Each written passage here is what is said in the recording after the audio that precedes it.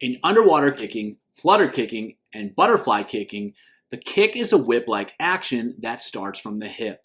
Swimmers definitely don't only kick from the hip, but that's where the movement starts. And as a result, the thigh is what's going to be moving first, and that's what's going to dictate the overall movement of the kick.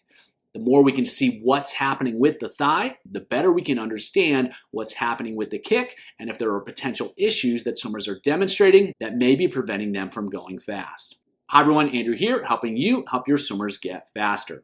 The kick is really important. It's critical for creating propulsion, it's critical for improving alignment, and it's a critical aspect of great timing. While it's important to have strong, fit legs, the skill of kicking is equally, if not more important, for helping swimmers go faster. Kicking isn't just about the feet, it isn't just about the knees, it isn't just about what happens at the hip. It's a full leg movement that needs to be timed really, really well so that range of motion and speed can travel down the leg, and that results in a really great snapping action that happens at the foot, and that's what creates propulsion. And that wave, that whip, it starts from the hip. The first part of the leg, the first bone that's going to move is the thigh. Let's take a look at how the movement of the thigh drives the kicking action so that you can better understand how to help your swimmers go fast.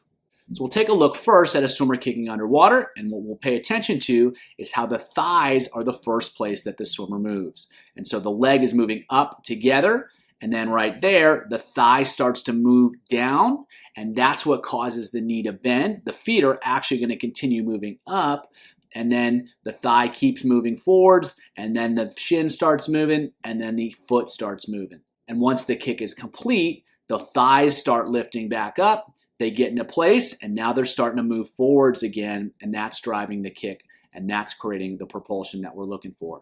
And so it's not just that how the feet are moving, it's how the thigh is moving that's driving the kick. And so if the thigh is relatively stable, it's not moving up quickly, it's not starting that kick and initiating the downward movement, swimmers are going to be in trouble. They're just going to be moving from the knees, or they're just going to be moving their feet around. In either case, they're not going to be creating nearly as much propulsion as if the movement is starting from the hip, the thighs get the kick moving, and that's where the rhythm is driven by. So just finish that kick here, the thighs moving up, the whole leg is going to move up, and then once that kick reverses right there, now the thigh is moving back down, then the shin moves, and then the ankle and the foot follow. So that's how the movement needs to happen. It needs to be driven by the movement that's coming from the hips. That's where it starts, and then everything else follows like a whip. And if we follow through to the butterfly stroke itself, the kick is just finished. The whole leg's going to lift up right there. Now the thigh is starting to drive forwards. Everything else follows. The thigh lifts the whole leg up. Thigh moves forwards, and then the whole kick follows. So it's the exact same timing, the exact same rhythm, the exact same movement as underwater kicking. The thigh is going to drive the show. The movement happens at the hip, the thigh bone moves, and that's what creates that wave of undulation. If it happens in a different sequence, swimmers are not going to be able to create nearly as much propulsion. So again, the thigh moves up, now it's reversing, thigh's moving down, kick happens. Thigh moves up, now it's reversing, moving down, and then the kick happens. Thigh moves up, snaps forward, and then the kick happens. So again, it's that wave. It starts at the hip, then the knee, then the ankle, travels down, moves faster as it goes, gets bigger as it goes, and then we get that snap through on the end that creates a lot of propulsion.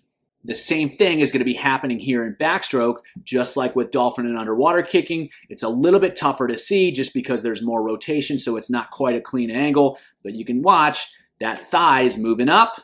Now it snaps back down, it's moving back up, and it snaps back down. And so if you watch slowly, the thigh just finished moving forwards on the left side. Now it's moving back, and that allows the foot to snap forward. So backstroke, it's inverted. The movement of the thigh up is what starts the kick, and then the movement of the thigh down is the recovery of the kick. And so again, though, it's the same thing. That thigh moves first. That bends the knee. That allows the shin to come forwards. That brings the ankle forwards, the foot snaps through, and then it recovers straight down, the whole leg is pulled down, and then the thigh drives forward, and that snaps the foot forward.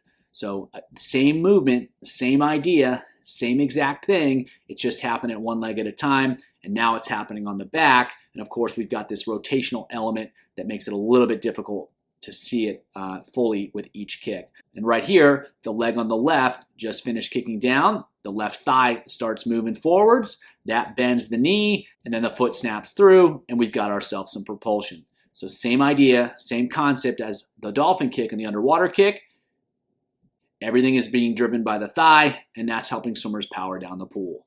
And just like with backstroke, we'll see the same thing with flutter kick, except it's on the stomach. So the kick is going to happen here. The whole leg lifts up. Right there, the thigh drives forward, that bends the knee, and then the foot snaps through. Once the foot snaps through, the whole thigh lifts up. It reverses at the top, the thigh drives down. That brings the foot along for the ride, and we've got ourselves a snap through and some propulsion. So same exact thing as the dolphin kick, the underwater kick, and kicking on the back and flutter kick. We've got the same thing going on. The leg recovers straight up from the thigh reverses, starts slamming down, and that brings the foot along for the ride. So again, the thigh is driving the show. The movement starts at the hip joint, which moves the thigh bone, and now we've got the knee bent, and then we have the ankle snapping down. So it's that whipping action that's so important, and it's all driven by the timing of the kick. It starts up higher in the body, it travels down the body, and that wave gets bigger in amplitude, and the limb speed gets faster, and that allows swimmers to deliver a lot of force into the water, create a lot of propulsion.